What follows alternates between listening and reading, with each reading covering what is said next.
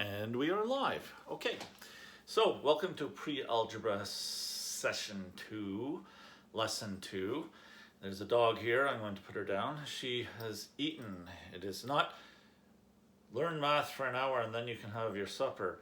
This time it is you just had your supper, so you're going to sleep for an hour. Okay, full belly, lie down, nice and warm, relax. But if you want to stay awake and pay attention, I know you like algebra. So we are doing pre-algebra. I'm Doug. Welcome. This is the Chiefs rugby team from New Zealand. Possibly one of the most beautiful jerseys I have ever worn. I actually wear it quite a lot because I like it a lot. Okay. And we are doing a whole lot of topics, pre-algebra, fun stuff, lots of topics. I actually have 10 topics on a list that's just out of your sight, on the chalkboard wall, with amounts of time for each. So we'll see how well the teacher can handle this. The first one is multiplying with signs. Okay, so last time we were talking about positive and negative integers, and we did a lot of addition stuff and subtraction stuff, and we learned the rules that go with that. Well, now we've moved on to multiplication. And it's fun. Students find it easy, but that doesn't mean do it twice and never practice it. It means practice it a lot. Fortunately, these are the sort of techniques that you can easily make up lots and lots and lots of questions to practice with. So you can do sheets and sheets of practice, and it's a good idea. Okay, so the rules for multiplying integers. It's about sign rules, laws of signs. Excuse me. There's different ways of writing them, but I'll start by saying positive times positive equals positive, which might seem obvious because that's what we've always been doing with multiplication before we got to the integers. So it's a rule, but it's kind of an easy one since you already know it. But then there's another one, negative times negative equals positive. So when you multiply two negative numbers, like the negative signs cancel out and your answer is positive. And that's one that might actually be new for a lot of the students who are learning this level of algebra. So it's worth practicing. But of course, I'm not going to not practice the first one. I'm going to practice that as well, even though we all know how it works. Okay, so how about 3 times 7? They're both positives, so when I multiply them, I will multiply and the answer will be positive. 3 times 7 equals 21. Okay, we're doing a little review of our multiplication tables, aren't we, when we do a question like this? But of course, that's fine. There's nothing wrong with reviewing multiplication tables because you're going to use the multiplication tables even when you are not multiplying two integers that are both positive. You're going to be using the multiplication a lot while learning the various rules. So we'll do a couple more of these because, you know, it was kind of fast to make up the question and then answer it, wasn't it? How about 4 times 12 equals 48. Okay, that's also in the multiplication table. What if I put in something that's outside of the multiplication table? 17 times 13. Okay, now we have a choice. I know a lot of students who will want to grab at their calculator right now, and that is one of the choices. We're allowed to use calculators. 17 times 13, but can I do it without a calculator? Okay, 10 times 17 is 170. 3 times 17 is 51. 170 plus 51 will be 221. And then I double check because Doug has learned his lesson. Lots of chalk dust on this. 17 times 13 equals 221. I got it. Okay. Of course, I had to know that 3 times 17 is equal to 51, but I knew that because I'm a math teacher. And eventually you've seen every question before and you start to remember the answers. That's what happens when you're a math teacher. Well, not only if you're a math teacher, that's what happens if you're a math student who practices enough. And I will confess, I have not always been a math teacher. In fact, I've only been a math teacher for about 20 years. So before that, because, you know, look at me, I'm old. Before that, I was a math student once upon a time. And I know that I was actually still a math student, and in fact still a kid, when I learned that 3 times 17 is equal to 51 and memorized it. So it's not just about being a math teacher, it's about doing math often enough so that you start remembering the answers to a lot of the common questions. Now, I've used a lot of time on the first rule of multiplication of integers, and it's the rule we already knew. So I'm going to move ahead and I'm going to go onto this second rule, the negative times negative equals positive. Well, there's not all that much more to it. I'll make up new questions instead of just trying to recycle these ones. How about if you have negative 3 times 4? You multiply, and we know how. 3 times 4 is 12. But, made a mistake. I'm jumping ahead to a question that we haven't gotten to yet, sorry. Okay, negative 3 times negative 4, that's what I meant. That's what I meant. I just forgot to say it and write it. Okay, negative 3 times negative 4. We multiply, 3 times 4 is 12. We know that. So we know we're going to need a 12, and then negative times negative equals positive. So the answer is positive 12. So yeah, it might seem weird the very first time you do it, but it stops seeming weird very quickly. Negative 2 times negative 16. 2 times 16 is 32, and a negative times a negative is equal to a positive, so it's positive 32. So even this one, I think I was getting ready to spend several minutes doing examples, and I think, wait, do I really need a lot of examples of this? Well, more examples than the first one. How about getting outside of the regular multiplications that we all do in our heads into something a little bit more demanding? Negative 35 times negative 18. And yes, I can do this in my head, but I don't want to be a show-off. What matters is that I realize I'm doing 35 times 18. That's all I typed in. And I get 630, but I also realize both of these integers I multiplied were negative, so this rule applies. Negative times negative equals positive, so positive 630 is the answer. Well, this is just fun. So it's multiplication, which we already know how to do, and then we pay attention to what signs we were the numbers we were multiplying had, and if they're both negative, then the answer is positive. If they're both positive, then the answer is positive. Okay, I'm seeing a text message coming in on my device that I'm recording with. That's why I looked at the camera like that, and it's a text message that I will look at later. Okay, so that wasn't really hard. Of course, I did have the calculator. So if I had negative 42 times negative 12, I could do that with the calculator, and we know the answer is going to be positive because we understand this rule now, don't we? 42 times 12, try to do it in my head. 42 times 10 would be 420, and 42 times 2 would be 84. 420 plus 84 sounds like 504. But Doug has learned his lesson. It is 504, and it is positive 504 because of this rule. But of course, what I've been doing is I'm just typing in the 42 times 12 part because I want to actually apply the rule to make sure I have the correct sign for my answer.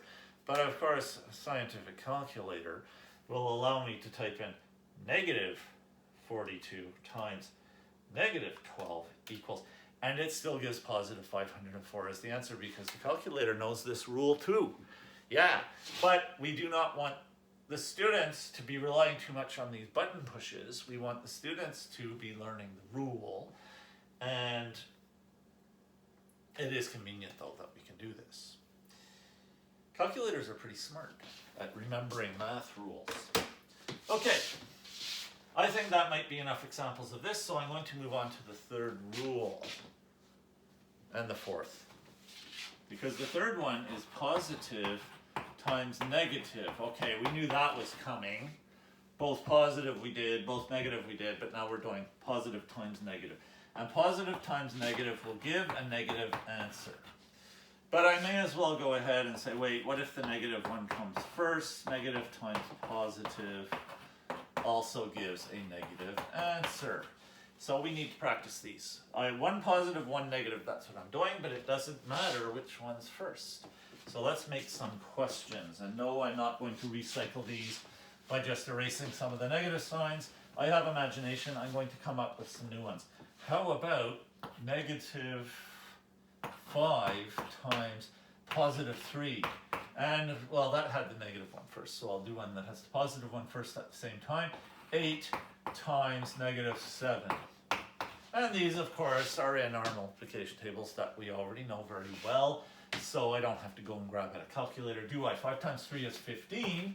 Notice how I leave some space, because I am applying this rule. Negative times positive is negative, therefore negative 5 times positive 3 is negative 15.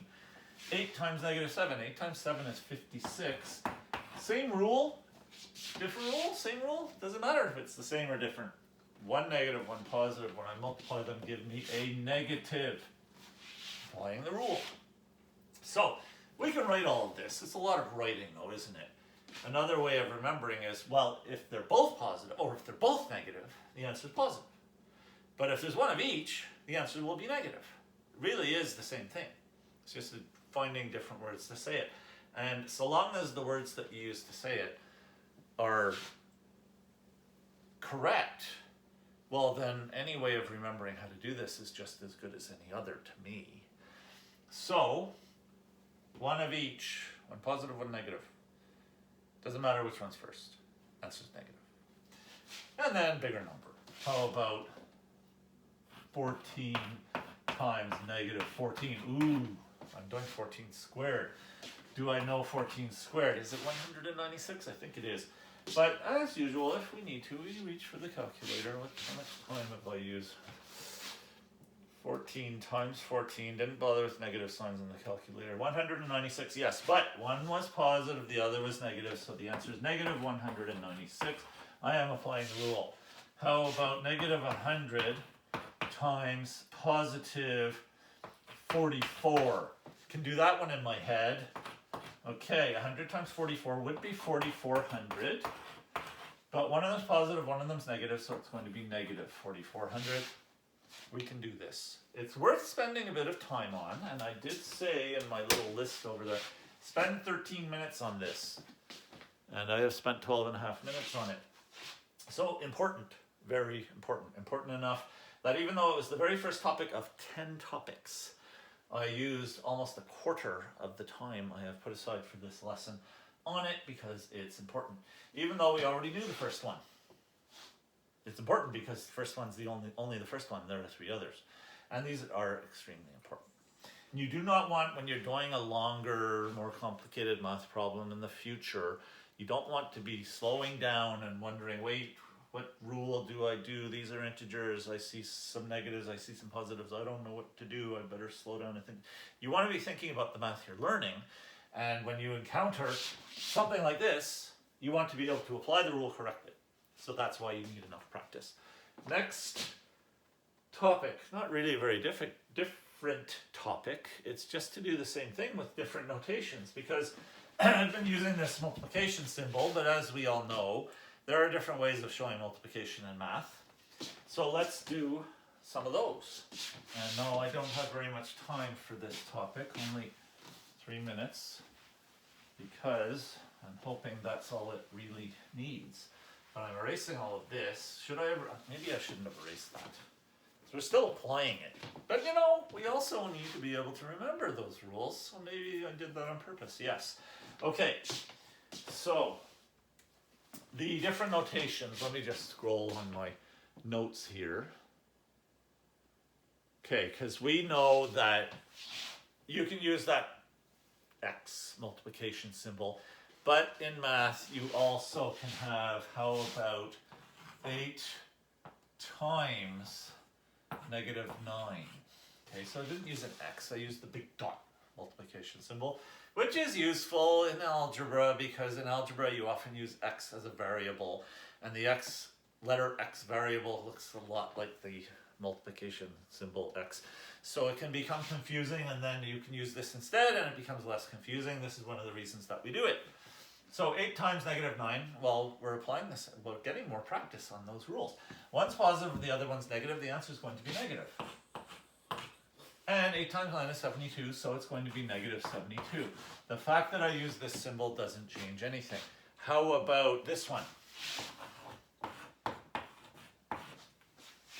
Using the bracket to show that we're doing a multiplication is something that, I guess, again, it was weird if you've never seen it before, but once you've seen it, you start seeing it a lot and you know what it means.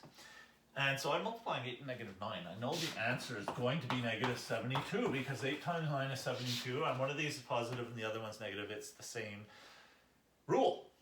And then how about, oh, this one. Okay. Someone decided to use brackets around both numbers, which we don't have to, but sometimes it happens. And 8 times 9 is still 72, and one's positive and the other's negative, so the answer is still going to be negative 72. So any of these notations are fine. What if I did this one, but with the bracket first? I don't know, I feel like I'm going into some sort of crazy territory, but if I had, say, negative 3 times 7, it's not the way you usually see it. But if I do see this, I'm still thinking, it looks to me like whoever wrote this down wants that 7 multiplied by that negative 3. But I can say that backwards if I want. They want this negative 3 multiplied by that 7. So it's really the same as this, just something you won't see quite as often. And of course, 7 times 3 is 21. And a positive times a negative gives a negative. So my answer is negative 21. I did it. I've already gone over the 3 minutes that I had for that. Okay, good thing it wasn't that complicated. The commutative property of multiplication. Here comes the beginning of the long words. Commutative.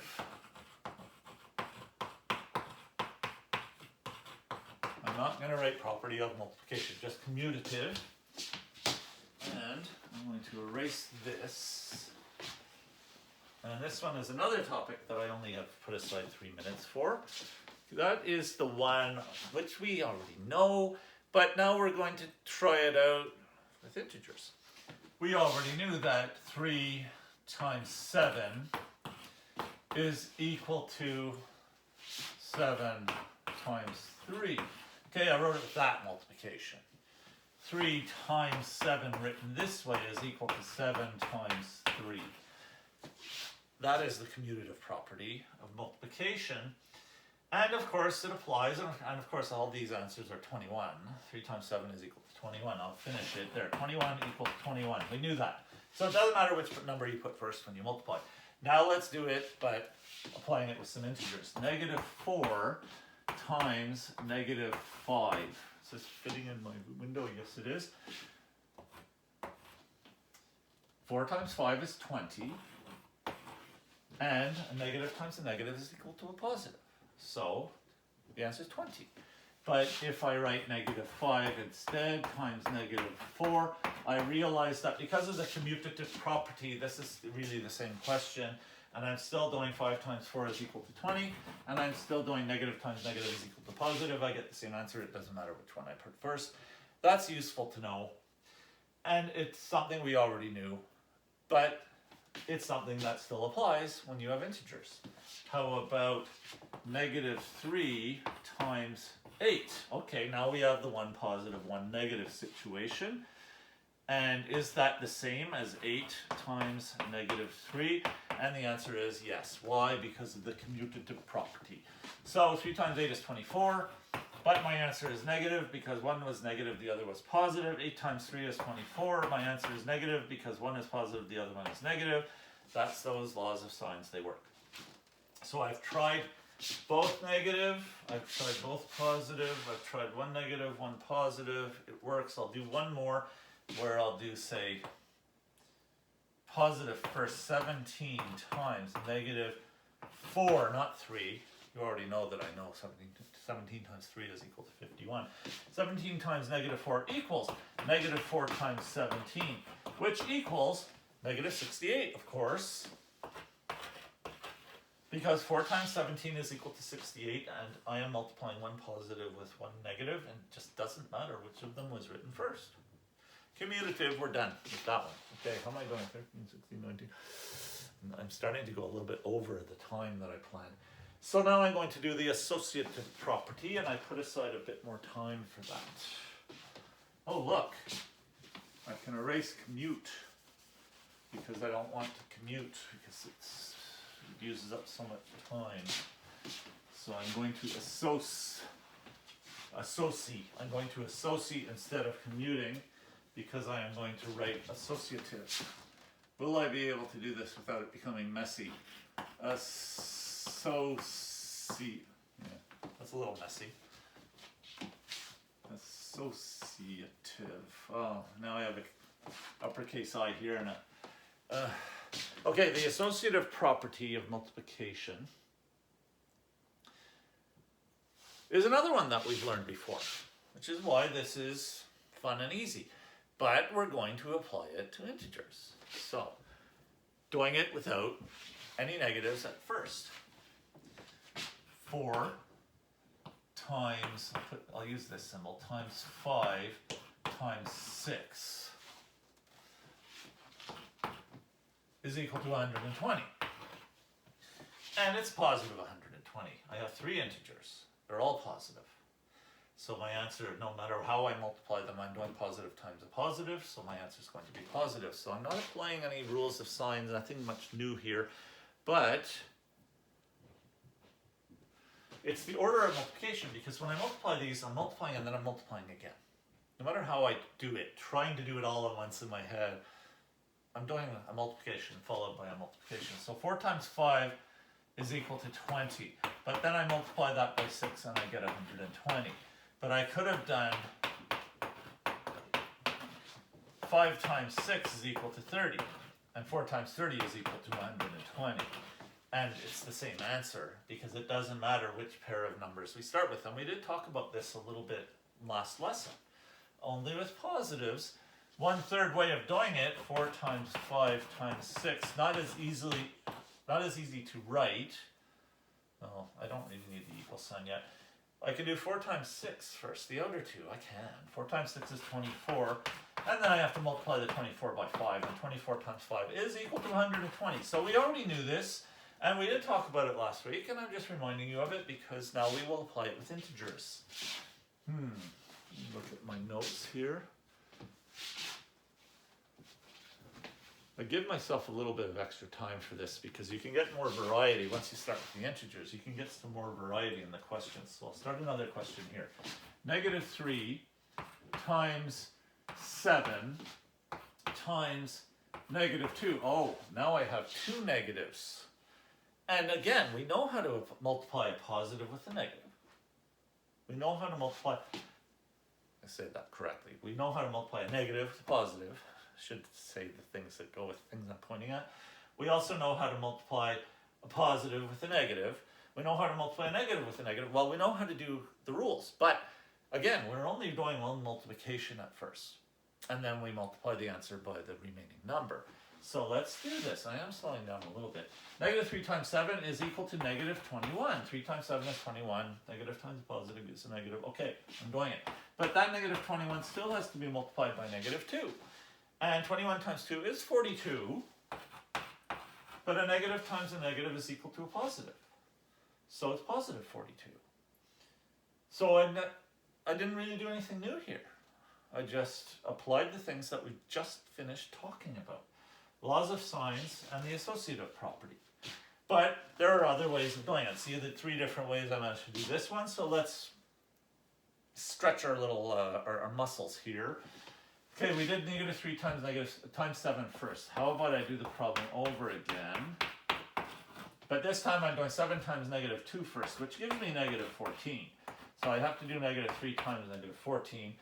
Of course, 7 times -2 is -14 because 7 times 2 is 14, and a positive times a negative gives a negative. Now, -3 times -14, 3 times 14 is 42, but a negative times a negative gives a positive, so I get positive 42. So I did the first 2, and it worked. And I did the last 2, and it worked. But then I can do the thing I did here, where I do the outer 2. Do I have room? -3 times 7 times -2. The outer 2. -3 times -2. 3 times 2 is 6.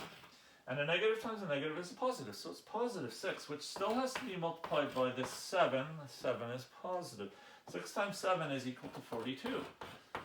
interesting.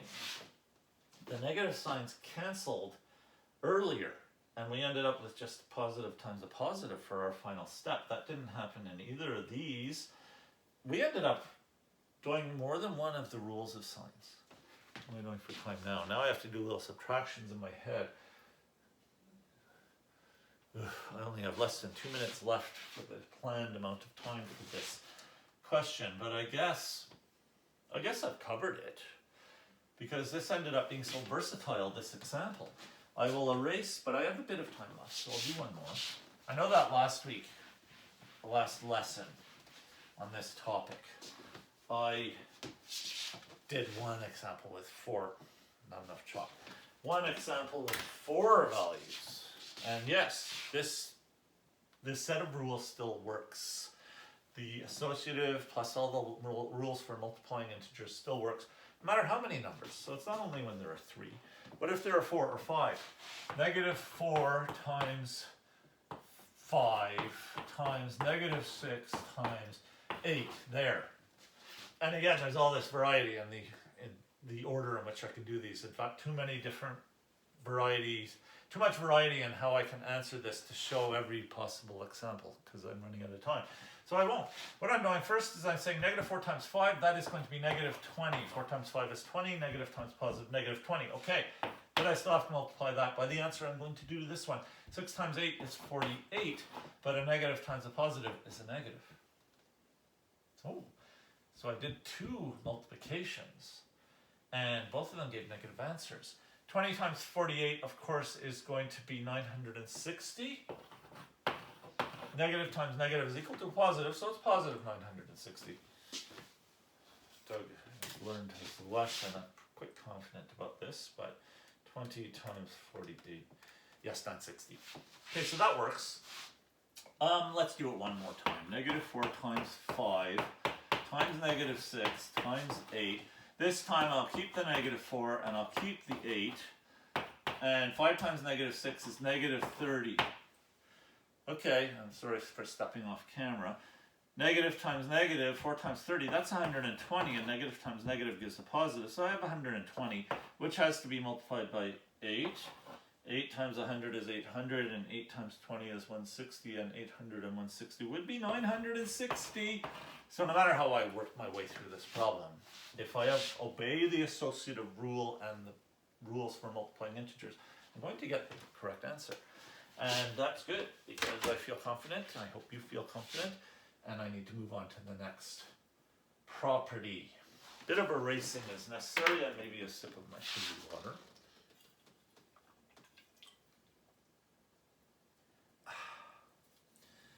Mandarin. The next property doesn't end with a tiv. So, I'm erasing the whole thing, and I'm not even going to write the property, or should I write the property? What's the property? It's the identity property. Yes, I'll write it. This is a fast one. The next 3 in a row are pretty fast. Okay, the identity property, I'll write it here, there. Identity. The identity property of multiplication is a times 1 equals a. Or if I want 1 times a equals a. So it's where we know that when you multiply by 1, your answer is the same thing that you had that you were multiplying by 1. And it doesn't matter whether the 1 comes first or not. Either way, we are multiplying a by 1. But a, we want to do this with a number. So 7 times 1 equals, that's not a very good one. 7 times 1, there, is equal to 7. And if I did 1 times 7, that's of course still equal to 7. But again, we already knew that. What we want to do now is we want to apply it to integers. So how about negative 4 times 1? That is going to be the same thing as 1 times negative 4. When you multiply by 1, the answer is the same thing that you had, that you multiplied by 1. So the answer is going to be negative 4. And while I was doing this identity property, I also applied multiplication of integers rule. Negative times a positive gives a negative answer. Positive times a negative gives a negative answer. Okay, so if I was worried about not practicing enough when I did those rules for multiplying integers at the beginning of the lesson, I guess I shouldn't have worried so much, because I'm still practicing. I'm practicing those rules like crazy as I do all these questions. How about, well, is there any other thing for this one? I think I'm done. I can do another one, but it's really the same thing. How about negative 10 times 1? Okay, it's times 1, so the answer is negative 10. Did that, it kind of acts like a shortcut. Did that apply the rule for multiplying? Yes, a negative times a positive is a negative, so it applied the rule. It actually kind of makes it easy. The identity property kind of makes it easy to apply that rule.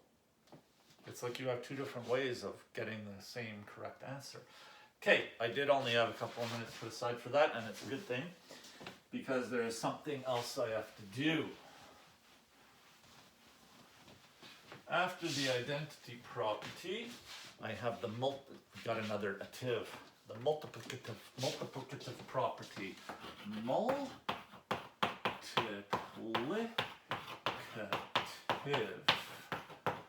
Math sure is good at multi-syllable words. Multiplicative, multi-syllable. Okay, that is a times negative 1 is equal to negative a. So not that different, but it's negative 1 that we're using this time. Okay? So a times negative 1 is always going to give negative a. Any number times negative 1 is going to give the negative of that number. And that is quick and easy, but we'll slow down at the right moment. 9. Haven't used 9 enough. 9 times negative 1 is going to give me negative 9. I multiplied the 9 by negative 1, so I got negative of the thing I multiplied by negative 1. I started with a 9, I ended up with a negative 9. It happens when I multiply by negative 1. But then the multiplication rules for integers, positive times a negative equals a negative. Again, more than one way of getting the same correct answer. And which one we write first doesn't matter. So negative 1 times a is still equal to negative a. It doesn't matter which one we put first. So therefore, negative 1 times 9 is still equal to negative 9. It doesn't matter which one we put first. And here's where I want to slow down though. A bit more chalk. How about if I start with a negative 15? I haven't used 15 or negative 15. Okay, so I'm starting with negative 15 and I'm multiplying by negative 1. So the answer has to be the negative of this. But the negative of negative 15 is positive 15. So that worked.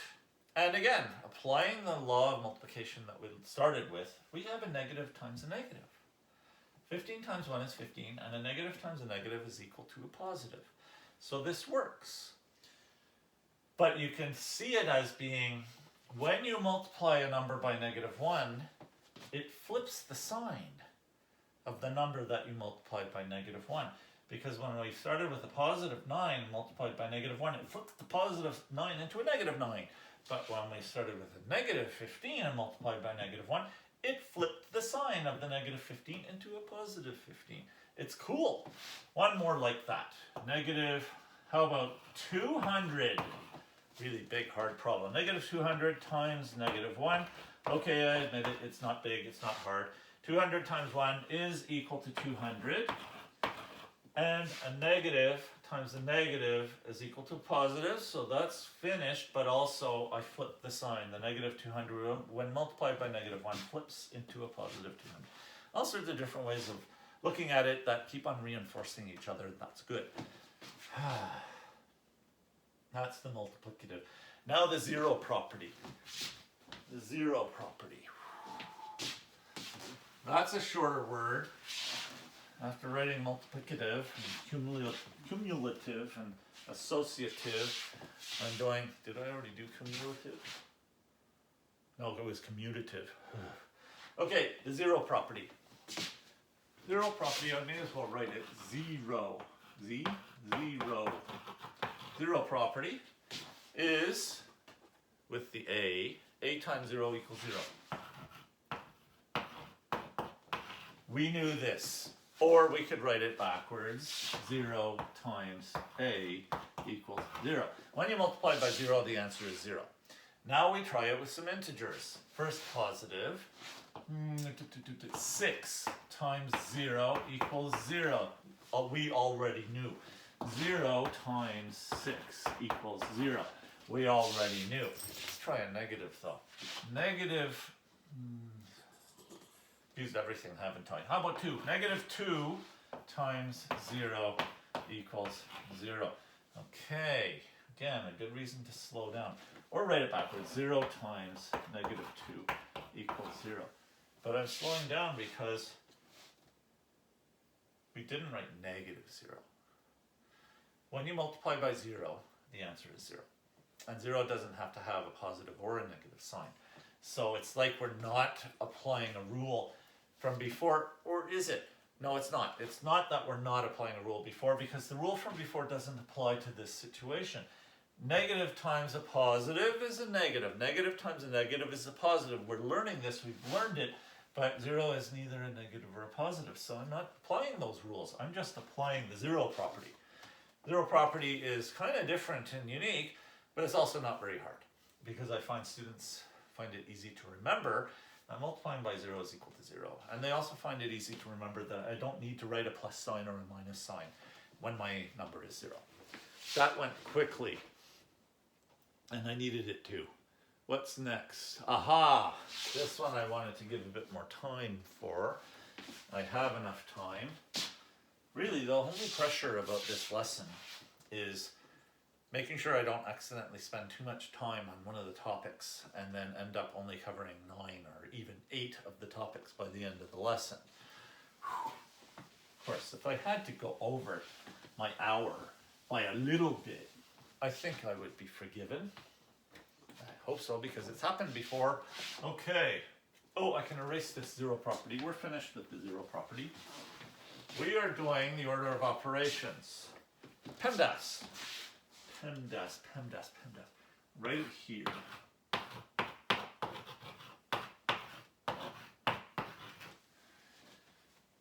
PEMDAS, which I have seen written as PEMDAS and PEDMAS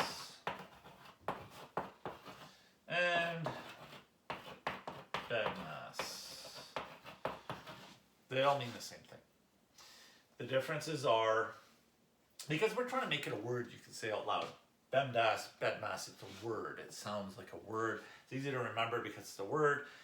It doesn't matter if you put the M or the D first, because they stand for multiplication and division. No matter which of these memory aids you're using, the middle 2 letters are the multiplication and the division, and you don't have to do multiplication before division. You don't have to do division before multiplication. They're in a tie. So, because they're in a tie, some people say PEDMAS, some say PEMDAS.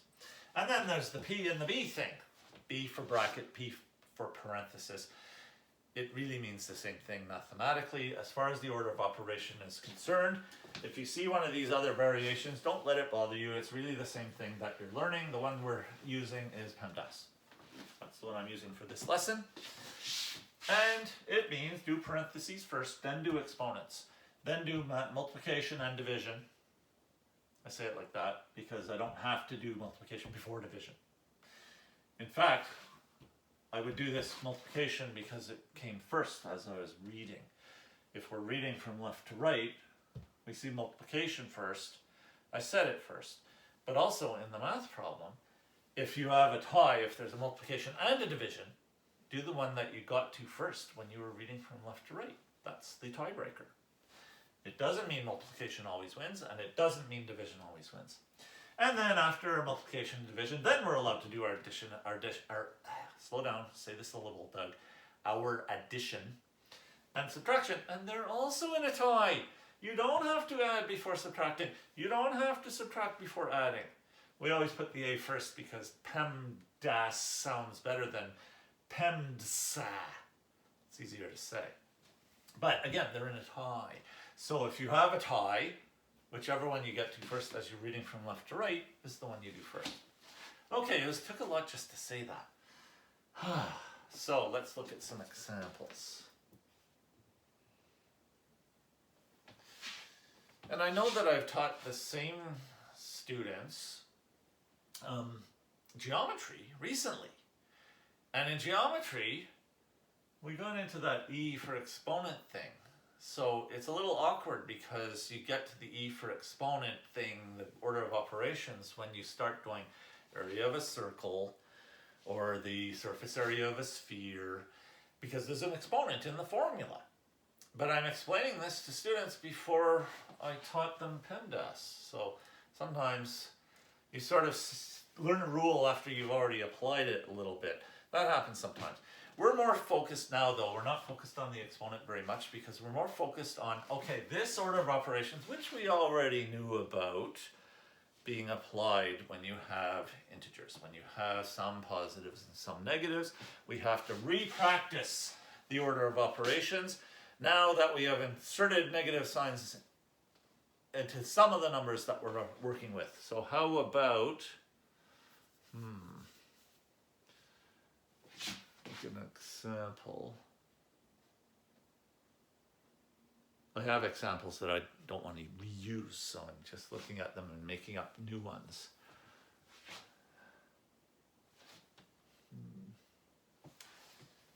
-4 times, that type of notation,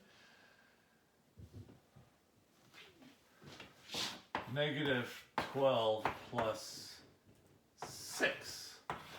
Okay, so we have a multi-operation question.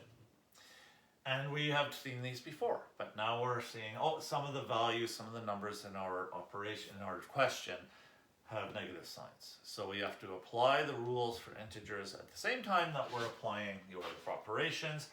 That is a parenthesis. Even though it contains an addition, which I would normally do after my multiplication, because they are inside a parenthesis, I do that first. So I'm going to wait to apply the -4 times part of this question, and I am going to do -12 plus 6.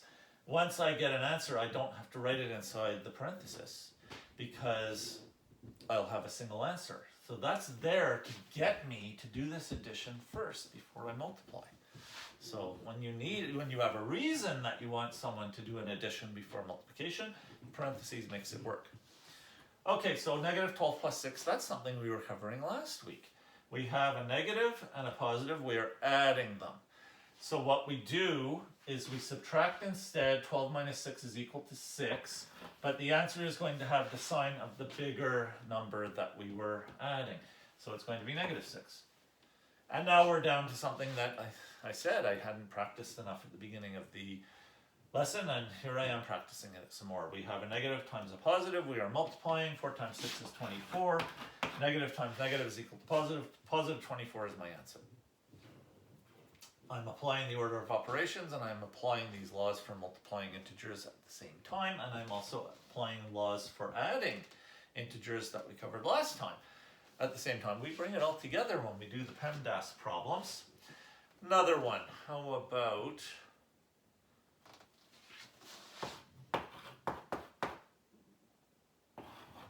-5 plus 2, but I'll put that in parentheses or brackets. See, I go back and forth with this. And I'm going to multiply that by another bracket, which I'm going to do 7 minus -4. I'm going to have to erase. Brackets inside brackets. I'm getting into that. Maybe I shouldn't have done this example. But you have to get to it eventually. And then I am going to multiply by 1. No, I'm going to multiply by -1. So I'm erasing this other question. There. How do I do this? Okay. Parentheses first, but I have 2 sets of parentheses. What's the tiebreaker? The one I got to first as I'm reading from left to right. So I'm doing this first. -5 plus 2. Oh, I'm adding integers. when I'm adding integers with opposite signs, I subtract instead. 5 minus 2 is 3, and then the answer is going to have the sign of the bigger integer, so it's negative 3. And the rest of it, I'm just copying down.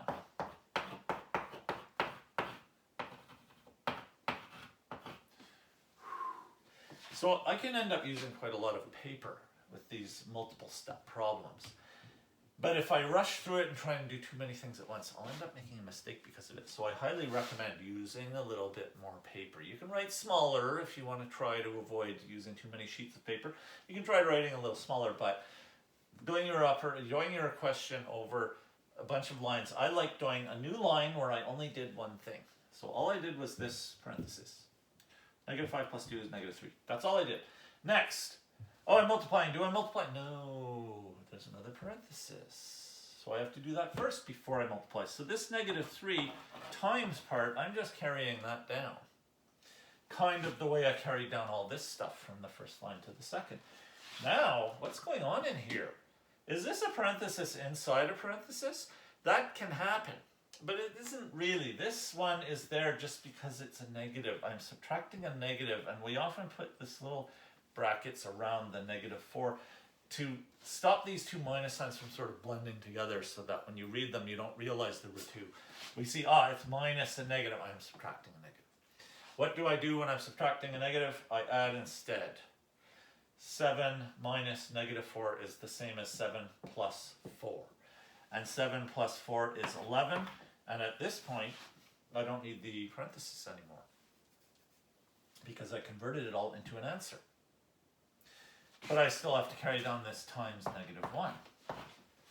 Now I'm multiplying and multiplying again. We've seen this before today. So I have to pick which one I want to do first. I'm going to do the left to right thing again. Negative 3 times 11. 3 times 11 is 33. A negative times a positive is a negative. I have negative 33, but I still have to multiply by negative 1. 33 times 1 is 33. And a negative times a negative is a positive, so positive 33 is my answer. I am finished. It is easy to make a mistake if you rush it too much. Do not hurry this. Slow down, try to do only one thing at a time. Don't be afraid to use up a bit of paper or a chalkboard wall. And it'll help you to get through this. Do not be afraid of a bracket inside another bracket. That can happen for more than one reason. It only happened here because we're being careful to make sure that whoever reads it notices we're subtracting a negative there. So a bit of last week's lesson coming in, a bit of this week's lesson coming in. We put it all together and we can do the PEDMAS problem. And these problems can get really big and long, and we're still able to do them just by following all the rules we've been learning. And that gives us confidence. How am I doing for time now, though? I'm already running out of the time I had planned for the PEMDAS. I think PEMDAS is worthy of a lot more time than this. I only did 2 problems. So, let me take a quick look. There's only 2 other topics after. Let me take a quick look to remind me of what I have to do for those. Yeah, I think that one doesn't need that much time. I'm going to do 1 more of these. At least 1 more. I'd like to do 25 more. But of course, we can grab our exercise sheets where we get a whole lot of questions that work like this, and we get some practice that way. I strongly encourage that. Okay, what do I want to do? How about if I have 7 minus 4? So this is just subtraction. No integers involved in this. I'll put a plus. Then I'm going to do negative 3 minus 2. But this time I'm going to put a multiplication. And I'm going to multiply it by 0. But then I am going to subtract negative 8 times negative 3. Okay, I'm running out of chalkboard wall anyway. Okay, so, that's various parentheses, 3 sets of parentheses. Which one will I do first? The one I get to on the left first. 7 minus 4 is 3. That's all I'm doing.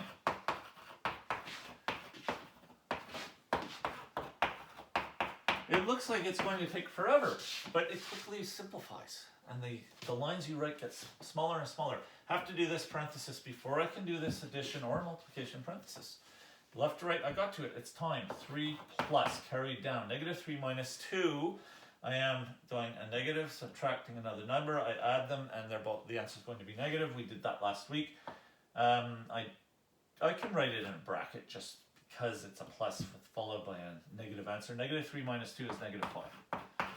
Times 0 minus negative 8 times negative 3 in bracket. Okay, what should I do next? Parenthesis. I'm jumping over here and doing this. Even though I see that multiplication and want to do it, might not do any harm. No. 3 plus negative 5 times 0 minus, in here, negative 8 times negative 3. We did this. 8 times 3 is 24. Negative times a negative is a positive. It's just 24. I wrote it in a bracket, but I'm realizing I really didn't need that bracket. But it's okay. 24 inside a bracket is still 24. Now I have to do the multiplication. So the 3 plus is getting carried. And the minus 24, this time I'll get rid of that bracket. The minus 24 is being carried down. But negative 5 times 0, I'm multiplying by 0. Negative 5 times 0 is equal to 0. Not negative 0, not positive 0, just 0. Now all I have left is an addition and a subtraction. They're in a tie. So I'll do the one on the left first. 3 plus 0 is equal to 3. And now I have 3 minus 24. Oh, I am subtracting, and 3 is smaller than 24. So I subtract instead. 24 minus 3 is 21, but it has to have the sign of the bigger number, which is the minus 24. Negative 21 ends up being my answer. It's long, but it's fun to see how, as with each line, you're writing down less stuff, and you're simplifying bit by bit. And this strategy allows us to focus on one thing at a time, which is possibly the most valuable thing about it. Because if I try to do all of this at once, I'm going to get confused. But doing one thing at a time, I end up with my answer. Okay, that's it for the PEDMAS. Because I ran out of time, not because I don't want to continue, because I really would like to continue and do many, many, many, many, many more examples. But I still have 2 topics, and one of them is the distributive property. Where did that go? Distributive property.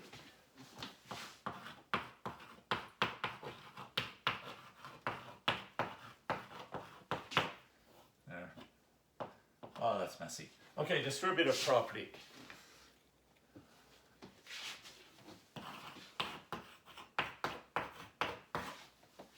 It's when you're multiplying by a bracket that has more than one number being added inside it. And there's more than one way of doing this. 6 times 3 plus 7 is going to give me 6 times 3 plus 6 times 7.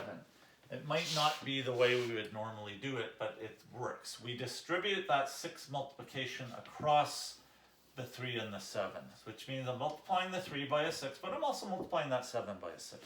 Does this work? Well, let's finish it up. 6 times 3 is 18. 6 times 7 is 42. And 18 plus 42 is equal to 60. I'm doing a bit of a PEDMAS problem. There it is happening again. I think I didn't have enough examples, and then I end up doing more examples. So I'm doing a bit of a PEDMAS problem to finish this off at 60. But of course I could have said, wait, 3 plus 7 is parenthesis. 3 plus 7 is 10. And I have to multiply that by 6. I have 60. So the distributive property allows us to have another way of answering this. We can do the sort of basic PEDMAS approach, or we can distribute the 6 across and it still works. So it's just something to know that it works that way. You will end up multiplying across a bracket like this. This time we didn't really have to, but there are situations in algebra where you will have to. You will be applying the distributive property because you don't always have integers that can be combined inside the bracket in algebra. That's just a little bit of a spoiler for weeks ahead. But don't worry about it, it's going to be fun. So I'll spoil it by telling you it's going to be fun. Okay. But I did this one without any integers. I have to do one with some integers. I have to get some negative signs involved in there so that we can apply the same property but with a mixture of positives and negatives. So how about 8 times negative 2 plus 7? Okay. So I know I can say negative 2 plus 7 is equal to positive 5, and positive 5 times 8 is equal to 40. So I am using positive and negatives with this addition, but I can also distribute. So that means 8 times this bracket, this parenthesis is equal to 8 times negative 2 plus 8 times 7. And 8 times negative 2 is negative 16. 8 times 2 is 16. One's positive, the other one's negative, so therefore the answer is negative. And 8 times 7 is 56. They're both positive, so positive 56. And negative 16 plus 56. We subtract 56 minus 16 is equal to 40. And the answer has to have the sign of the bigger one. So it's positive 40. But we said that was going to happen. This is equal to 8 times negative 2 plus 7, which is 5. And that is 40. Interesting. So this kind of proves that the distributive property works because it's giving me the right answer. I know this is the right answer. So when I do it this way, it's still giving me the right answer. It's proof that distributive works. That's cool.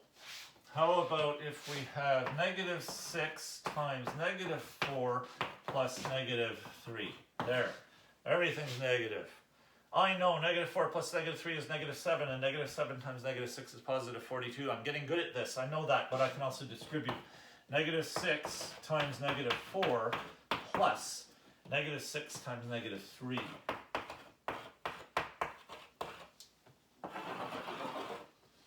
Whew.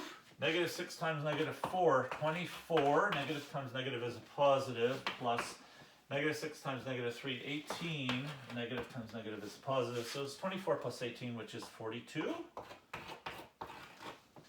if I did it this way? Negative 6 times negative 4 plus negative 3 is negative 7. 6 times 7 is 42. Negative times negative works. That's enough examples of that, because I really will run out of time. Oh, less than 3 minutes left for dividing integers. Okay, after spending all this time on multiplying integers, pretty much 57 minutes, now I'm going to spend 3 minutes on dividing integers. That just doesn't sound fair, does it? Does it sound fair? Oh, distributive starts with DI, and so does dividing. And I also have a sister whose name starts with DI.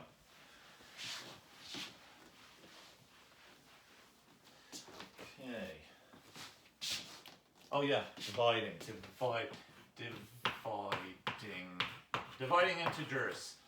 Why would I spend, now it's 2 minutes, 1 minute 57, 1 minute 56, so little time on dividing integers? That's just wrong. It's wrong. It means that the teacher didn't plan his lesson very well. Except for the fact that when I divide, and I skipped right over that first example where both of them are positive, I don't have time. 60 divided by negative 10. 60 divided by 10 is 6. But we learned that when you multiply, negative 10 times something, if it's giving 60, then the something must be negative. Because a negative times something won't give a positive answer unless the something is also negative. So therefore, the answer must be negative 6. All I'm doing here is I'm applying the rule that I learned for multiplication at the beginning of the lesson, but I'm kind of applying it backwards because this is a division. And the thing is that that actually works. 60 divided by negative 10 is equal to negative 6. How about negative 50 divided by negative 5? 50 divided by 5 is 10. But if I'm multiplying 10 by negative, if I'm multiplying negative 5 by something and I get negative 50, the something must have been positive. I'm doing the same thing. Even though I have a different assortment of positive-negative combination, I'm just doing the multiplication rule kind of backwards in my head. So I can just memorize that whenever I do a negative divided by a negative, my answer must be positive, because I've already memorized that when I do a positive times a negative, my answer, So it really is the same rule, and that's why. 4 seconds left. That's why I spent so little time on dividing integers, because dividing, like we already learned when we first learned division, dividing is multiplication backwards. So if you understand the rules for your multiplication, then you just apply those rules backwards and you can do division. I think it's still a good idea to do a lot of practice. I'm never going to say it's not a good idea to do a lot of practice. Someone might think she's going to get a second supper. I'm promising you it's not going to happen. Okay, stop being so excited. She knows the lesson's over and she's excited even though it's not supper time. She already had her supper. Are you trying to trick me? She likes algebra. Maybe that's why she was excited. Okay, thank you very much for being here. It was fun, and I will see you next time.